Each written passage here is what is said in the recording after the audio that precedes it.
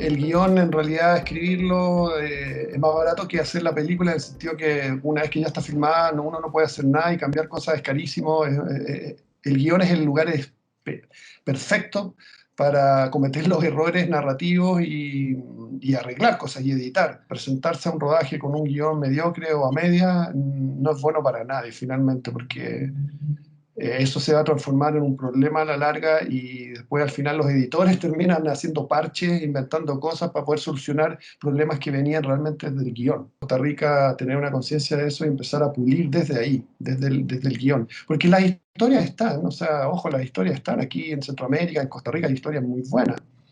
Así fue como yo me encontré con El pájaro de fuego, ¿ya? La historia que me contaron ahí en la Carpio hizo en mí, me removió que internamente, digamos, que dije, bueno, aquí hay una película, ¿ya? Pude detectar eso. Una idea, hay que entender que una idea en realidad no es una película todavía, ¿no es cierto? Una buena idea puede ser una muy buena idea, pero no necesariamente eso significa que es una buena película. Yo de todas mis películas me he demorado por lo menos 1 o 2 años en escribirla. Y no es que uno está todos los días los 2 años, uno está semanas intensamente, lo deja, vuelve, lo lee en otro, y así, por eso un proceso es largo. Ahora, el guión literario, uno podría decir que es el texto guía, ¿no es cierto?, que nos cuenta la historia. Técnicamente uno podría decir que se escribe en tiempo presente, en letra Courier, pero más allá, en realidad, el guión es una manera de pensar, ya es una manera de pensar como en el lenguaje visual.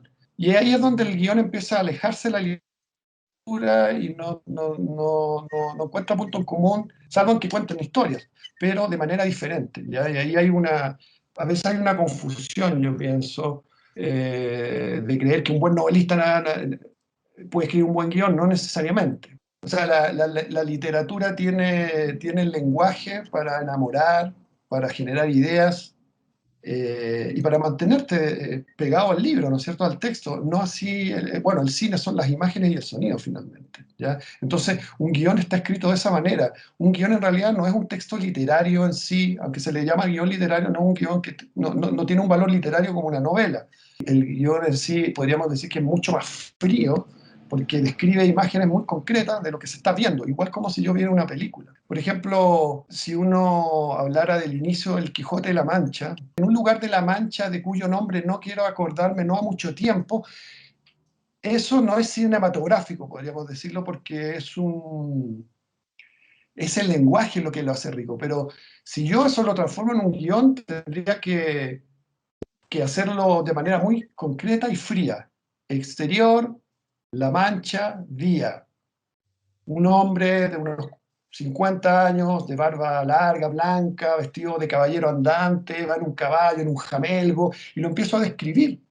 Y ahora todo eso de cuyo nombre no quiero acordarme, tengo que empezar a buscar el equivalente visual a esas palabras, para yo empezar a transcribirlo. ¿Ya? Entonces, todo lo que nos enamora Cervantes con esos párrafos iniciales, el guión lo mata un poco, porque va a otro lado en realidad, va a mostrar en realidad. Tenemos que ver cómo es ese caballero andante, cómo es ese Don Quijote, cómo es, cómo camina, cómo se mueve, y eso yo tengo que ir plasmándolo. Ahí está la riqueza del cine, en la descripción visual de los hechos que nos llevan a imágenes poéticas y a lugares, ¿ya? No así la literatura. Entonces, los primeros guiones de los alumnos cuando están empezando, a veces tienen descripciones como el personaje se da cuenta que ha sido estafado. Juanito está en su habitación, abre su computador y se da cuenta de que ha sido estafado. Ya, pero eso todavía no es una película, no es una escena, porque yo lo único que veo es un tipo abriendo, o sea, yo siempre les pregunto esto, ¿qué veo? Y eso me lo enseñó una profesora en Cuba, decía, ¿qué veo? Ella siempre me preguntaba eso, ¿qué veo? Yo ahora me lo grabé siempre digo, ¿qué estoy viendo en realidad? Si veo solamente a un hombre que abre una computadora y mira, eso veo. Entonces, ¿dónde está que él se da cuenta que ha sido estafado? Bueno, tengo que inventarlo, tengo que resolverlo de manera visual. ¿Cómo? Bueno, con imágenes. Imágenes de lo que encuentro ahí, agarro un libro, empiezo a sacar cuentas, anoto los números que veo, bueno, y llevo la idea y le doy al espectador Entonces, los guiones en realidad deberían venir escritos con esa visualidad y con esa visualización de la información desde siempre, desde su inicio. O sea, eso es básico. Podríamos decir que el guión es esa descripción visual de los hechos que sumados van dando una narración y bueno, y van contando una película. Entonces, una técnica básica es cuando uno escribe un guión es ir viendo una película, así de simple. ¿Qué voy viendo? Igual que cuando yo veo una pantalla. Yo le digo a mis alumnos siempre, leamos tu guión y vamos viendo una película. Y cuando yo detecto un párrafo que no es visual, ¡pum!, lo rachamos inmediatamente. No porque el guión lo diga, está ocurriendo en la pantalla, eso no es así.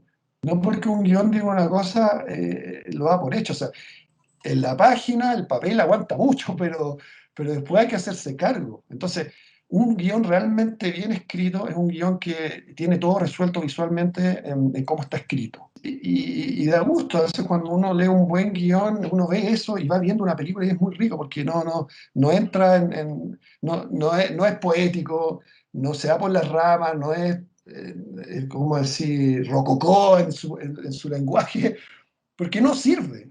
Es una forma de pensar. Cuando uno ya hace películas, uno piensa. Si yo pienso cómo transformo los conflictos de los personajes en ideas visuales.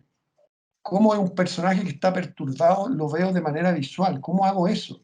El cine tiene esa cosa que es muy concreta, muy visual y la gente a veces no le gusta cómo trabajar en eso.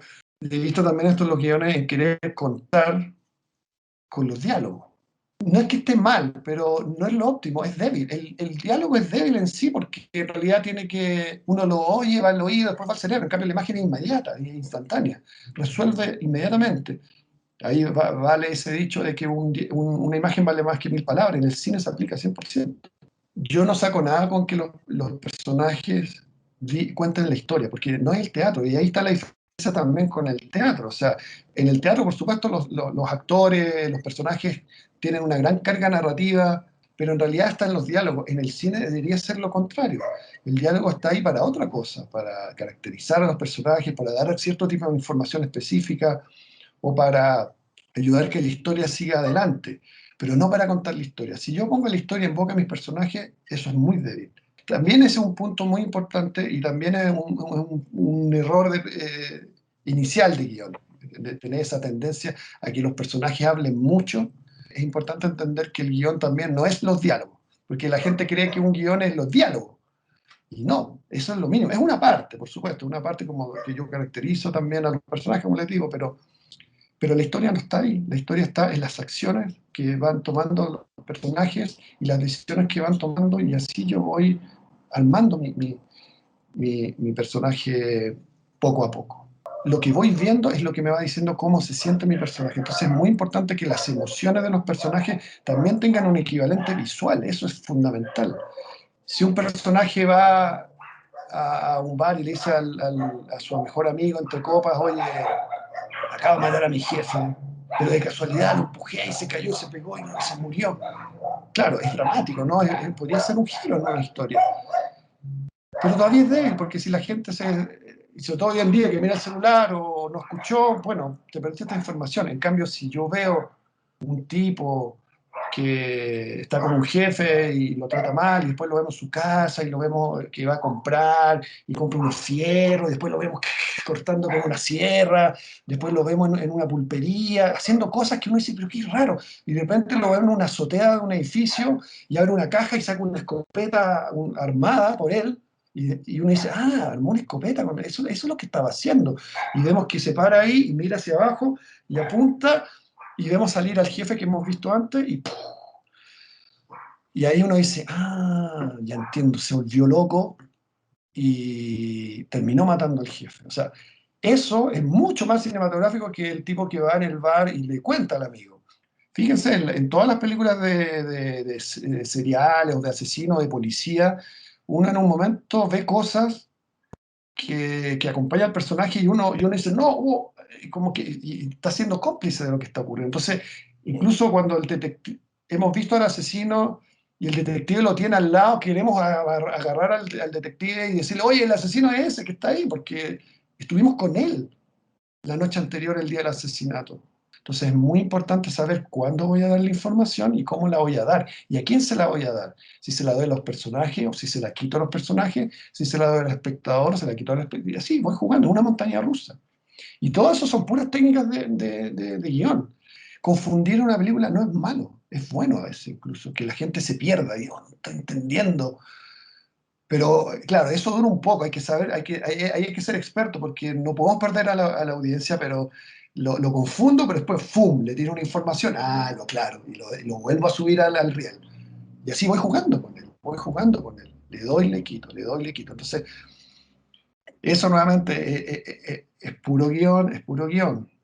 Pero es bueno aprender a separar al director que uno tiene del guionista porque son trabajos diferentes. Entonces, cuando estamos escribiendo el guión, yo solo estoy pensando en resolver de manera visual los conflictos, los problemas. Entonces, un buen guionista sabe dónde poner el punto, dónde ser técnico, dónde decir, anda para allá, la cámara va para allá.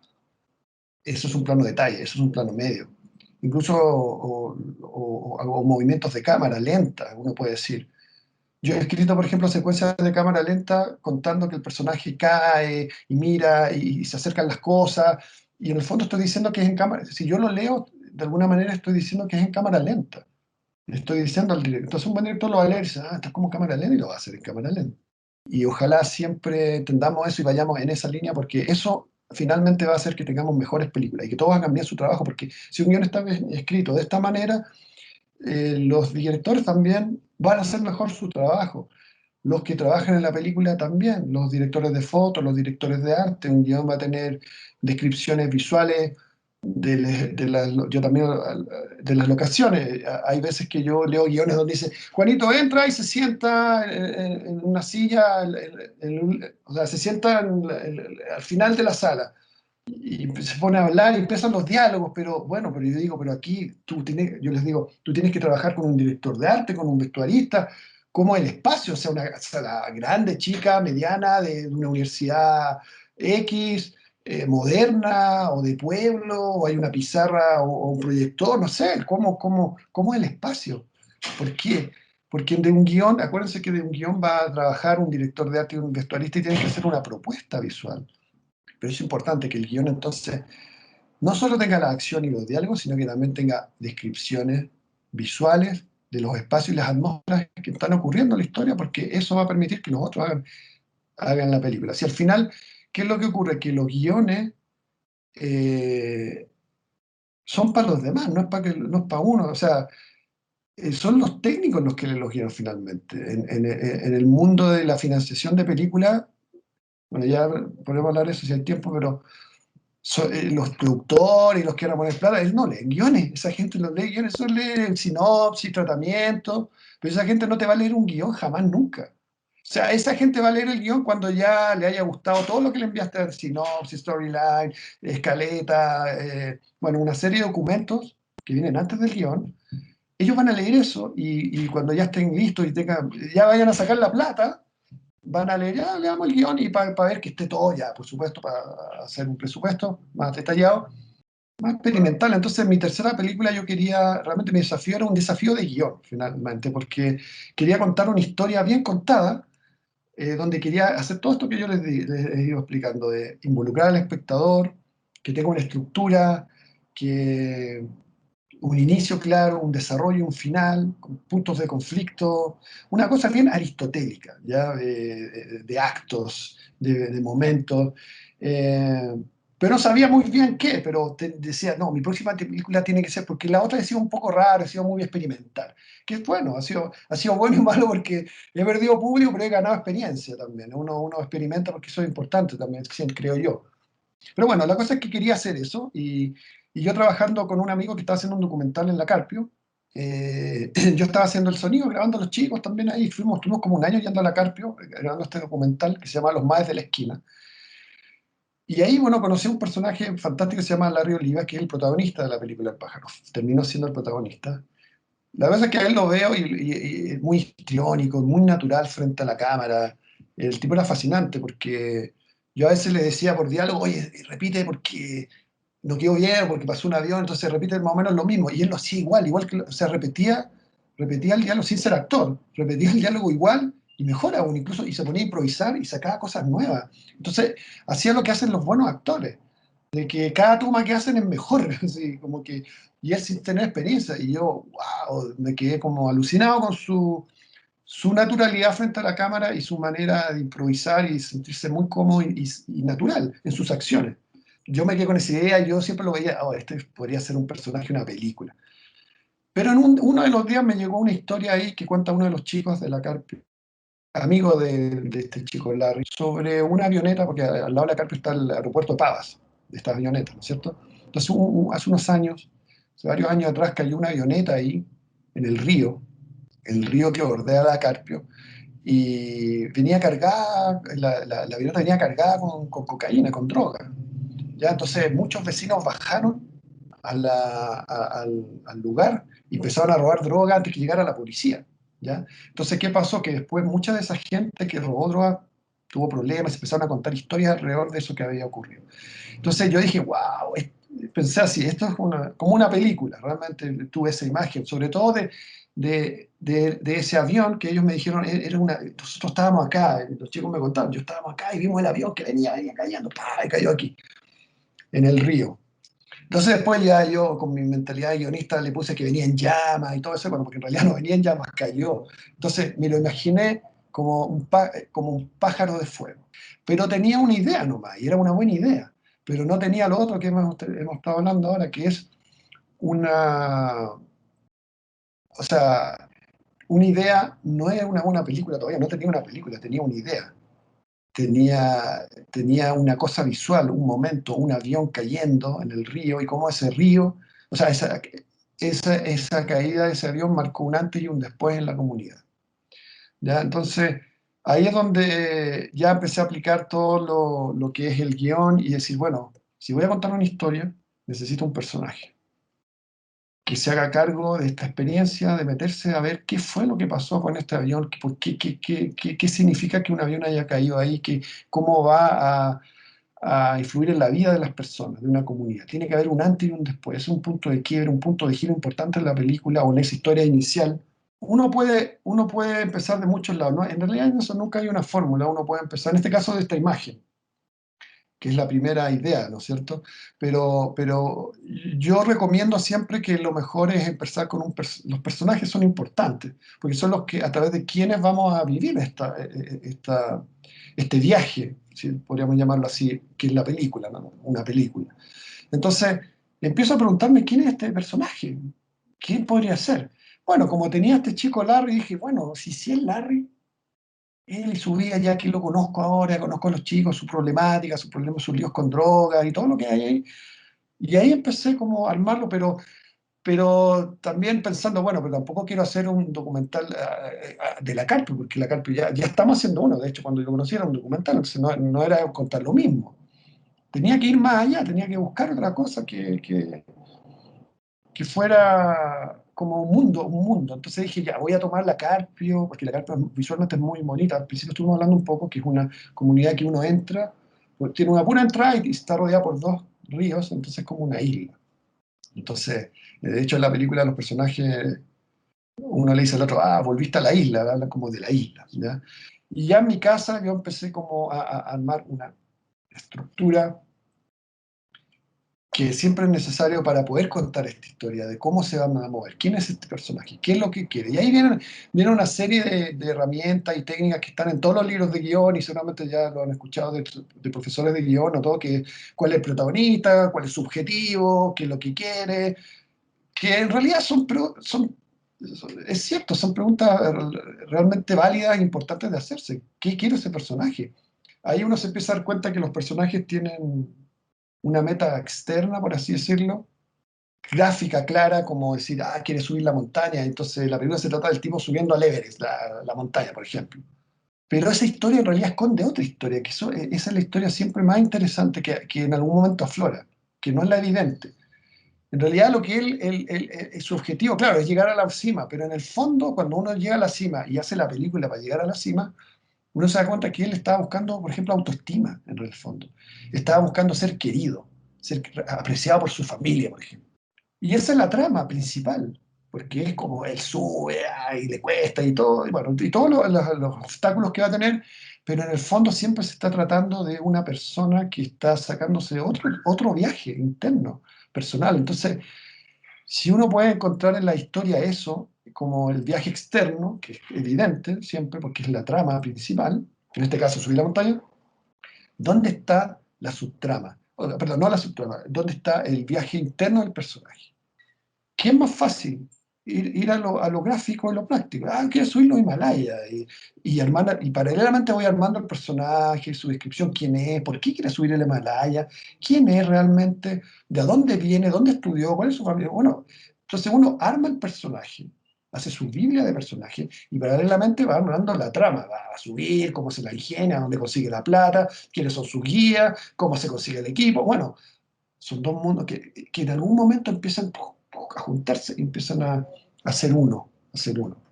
Entonces a mí con el pájaro de fuego me pasó eso también, que tenía que darle solución, no, ya hice. Darle solución a la parte dramática, como, como decir, darle solución al techo de este avión que cae ahí, como una línea dramática, pero también ir entendiendo quién era esta persona, Larry. Que les voy a contar que es muy interesante que yo cuando escribí el guión le puse Larry porque lo veía él, pero después me di cuenta que fue un error, porque cuando empezamos los primeros ensayos, Larry, el verdadero, digamos, el Larry, en quien me basé, que terminó siendo protagonista por su talento, empezó como a pensar de que el personaje de esa película era él. Y hubo una vez que había un diálogo que tenía que decir. Y él me dice, no, César, no, es que yo no puedo decir eso. Y yo le dije, pero ¿por qué Larry si es el personaje de la película? No, no, es que yo no diría algo así, yo no diría. Pero Larry, no, no te preocupes, o sea, él es una ficción, no eres tú, no eres tú. Ay, es que no puedo. Entonces ahí yo me di cuenta que él se estaba llevando la película por el solo hecho que yo le puse Larry. Entonces le dije, mira Larry, lo que vamos a hacer es que le vamos a cambiar el nombre. El próximo ensayo le voy a abrir con otro nombre. Y el siguiente ensayo, yo le dije, ¿sabes qué? Se llama Tony Martínez. O sea, ese es Tony Martínez. Y ahí fue increíble como él, ¡bup! Hizo el switch. Entonces me hablaba, ¿cómo lo diría Tony? Tony? Entonces hablaba de él, entonces él entraba y salía de Tony. Y ya no era él. Entonces todos los textos que yo le escribía él lo decía porque sabía que lo estaba diciendo Tony Martínez y no el personaje. Bueno, yo escribí ese guión basado en esta historia, inventé este personaje que se llama Tony Martínez, que envuelve de un reformatorio, luego de haber pasado... Toda esta historia yo la veía en la carta también, como de chicos que mataban a alguien, o asesinaban, o se metían en lío y se iban a la cárcel y después volvían, pero volvían y nunca bueno, sigue pasando, no se reinsertan, vuelven a delinquir y van y vuelven. Entonces es una puerta giratoria esto de ir y volver a las cárceles. Es un problemazo que tienen nuestras sociedades, o sea, eso es una realidad. Pero yo dije, bueno, esta historia comienza cuando él vuelve. Y esto del avión ocurrió, en realidad ocurrió cuando él no estaba. Cuando él no estaba. Entonces, él llega reformado, estuvo 3 años en el reformatorio, entonces quiere hacer el bien, tiene una meta, quiere ser bueno, quiere que sus amigos se porten bien, quiere sacarlo del lío de las drogas y qué sé yo. Pero cuando llega, pronto se empieza a dar cuenta que sus amigos están metidos en un lío de droga y ahí con un cargamento de un avión y entra a jugar todo este rollo del avión. Y ahí es donde él pone su objetivo claro y dice, ya, sácate, tengo que no, hacer que esto no ocurra, tengo que tomar venganza porque ahí se da cuenta que su papá también estuvo involucrado, entonces empiezan a existir nuevas líneas dramáticas, pero es que no quiero hacer spoiler porque no la han visto, pero ahí él empieza como a sacar conclusiones y a tomar líneas de movimiento narrativo, por así decirlo. Entonces, ¿cuál es mi tarea? ¿Cuál era mi tarea como guionista? No hacérsela fácil. Y eso es una cosa que yo también les digo siempre a los alumnos. Nuestra tarea como guionistas siempre es hacerle la vida imposible a los personajes, que sufran, llevarlos al infierno, lo peor. Después los vamos a redimir, los vamos a sacar, pero los vamos a llevar a lugares muy feos para que cambien, para que se les remueva su vida, porque si no, no tiene sentido. Es interesante porque dónde está el espectador se empieza a identificar, no tanto porque se parece a mí el personaje, sino porque quiero ver cómo va a salir de ahí. cómo lo va a hacer, si va a ser capaz o no de hacerlo. Ahí empieza una especie de identificación que hace que los personajes, que al espectador, perdón, le importe. O sea, el interés del, especta- del espectador a la película es directamente proporcional al interés del personaje principal a su objetivo. ¿Ya? O sea, si al personaje principal le interesa lo que está haciendo y se está jugando y está dando su vida por eso, a mí como espectador me va a interesar de igual manera. Si yo no creo personajes con esos intereses y ese movimiento dramático, empiezo a perder ese enganche. Ahora, eso no es malo. ¿Qué es lo que pasa? Es que voy a empezar a hacer una película tal vez un poco más contemplativa, donde no pasan muchas cosas, los movimientos dramáticos empiezan como a diluirse y se empieza a transformar en una cosa más estética, que es válido y lo hay. Hay películas que son así, que son, hoy día hay muchas, en el cine latinoamericano hay muchas también, observacional, de mirar al otro.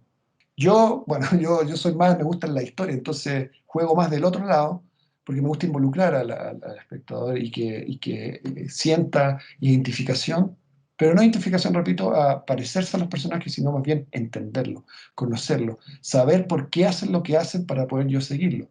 Eso puede durar un momento, como les decía al principio, de confusión al inicio, ¿no? Uno no sabe muy bien qué quiere, pero ¡pum! Algo pasa, punto de giro, ¡pum! Ah, ya entiendo, y ahí nos subimos al barco con él y nos vamos. Entonces hay que saber cuándo, cómo entrar a ese barco, entrar a ese viaje con el personaje y eso también nuevamente es lo mismo, volvemos a lo mismo, es el guión. Todo eso en realidad, el guión es un proceso de pensar una historia, de armarla con un personaje y de llevarla a cabo, ejecutarla de manera visual, ¿no es cierto? Y con una estructura.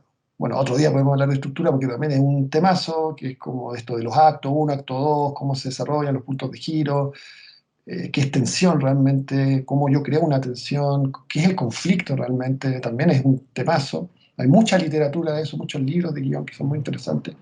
Yo siempre los leo y lo loco de esto es que uno no lo aplica directamente. Eso es un error.